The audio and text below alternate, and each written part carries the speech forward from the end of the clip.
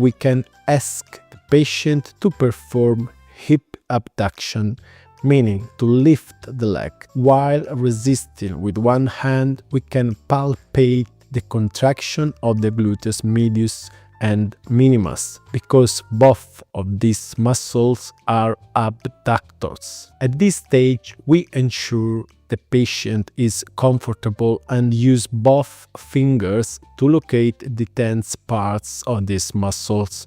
Once we find the tight area, we ask the patient, is there radiation going down the leg? If the radiation is typical of the sciatica described by the patient, we can be fairly certain we have identified a trigger point for sciatica.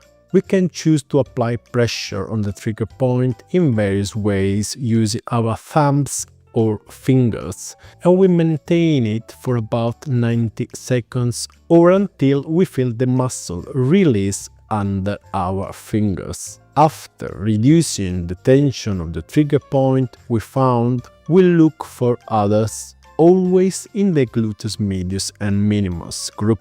The most represented trigger points of the piriformis muscle are located at the origin and insertion, meaning in the sacrum and on the greater trochanter.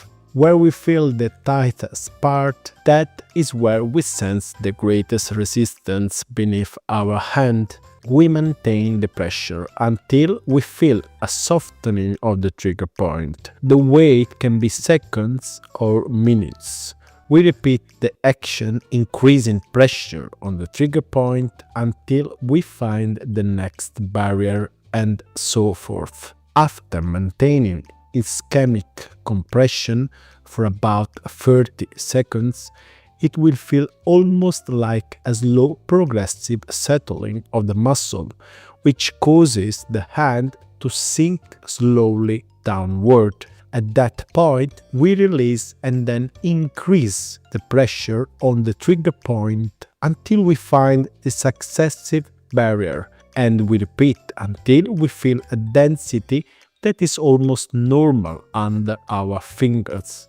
Make sure to like, comment and share it with other therapists who need this. Hit subscribe and turn on the bell. And if you're looking for advanced coaching or want to go deeper into manual therapy, check the link in the description. There's a full course waiting for you. See you in the next video.